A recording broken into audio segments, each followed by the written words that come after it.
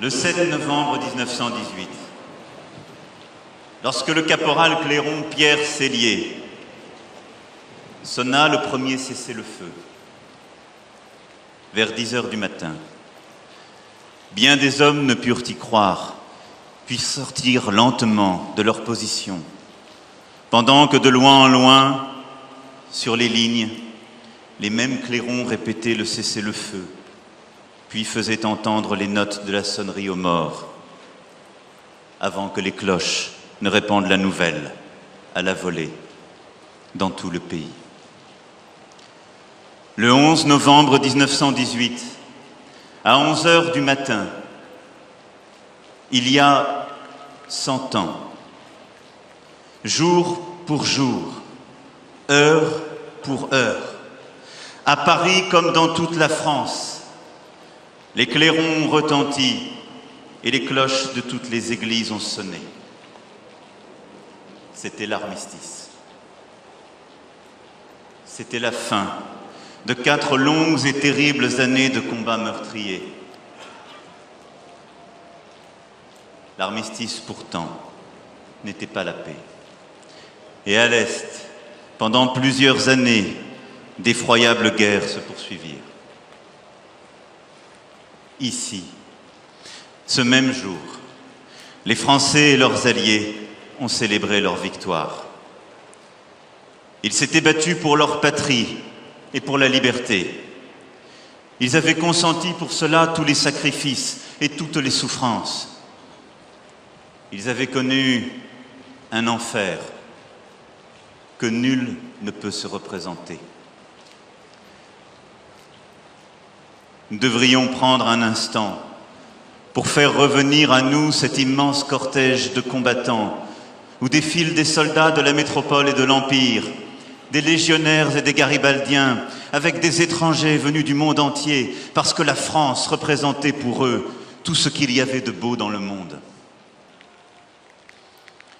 Ici, aujourd'hui, peuple du monde entier, sur cette dalle sacrée, sépulture de notre soldat inconnu, ce poilu anonyme, symbole de tous ceux qui meurent pour la patrie. Voyez tant de vos dirigeants rassemblés. Chacun d'eux mène à sa suite sa longue cohorte des combattants et des martyrs issus de son peuple. Chacun d'eux est le visage de cette espérance pour laquelle toute une jeunesse accepta de mourir, celle d'un monde enfin rendu à la paix, d'un monde où l'amitié entre les peuples l'emporte sur les passions guerrières, d'un monde où la parole des hommes doit parler plus fort que le fracas des armes, où l'esprit de conciliation l'emporte sur la tentation du cynisme, où des instances et des forums permettent aux ennemis d'hier d'engager le dialogue et d'en faire le ciment de l'entente, le gage d'une harmonie enfin possible.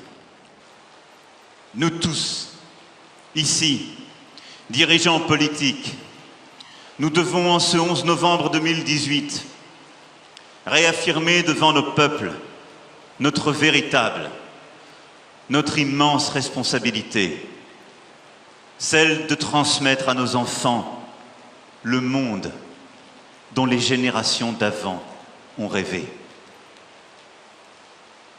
Additionnons nos espoirs au lieu d'opposer nos peurs. Ensemble, nous pouvons conjurer ces menaces que sont le spectre du réchauffement climatique, la pauvreté, la faim, la maladie, les inégalités et l'ignorance. Nous avons engagé ce combat et nous pouvons le gagner. Poursuivons-le, car la victoire est possible. Ensemble, nous pouvons rompre avec la nouvelle trahison des clercs qui est à l'œuvre, celle qui alimente les contre-vérités, accepte les injustices qui minent nos peuples, nourrit les extrêmes et l'obscurantisme contemporain.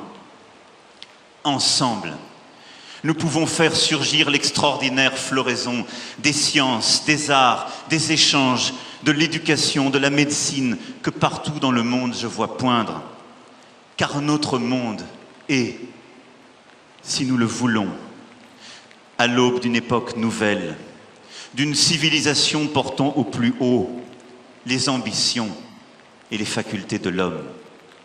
Pour ce rassemblement de la fraternité retrouvée du 11 novembre 1918. Puisse ce rassemblement ne pas être seulement celui d'un jour.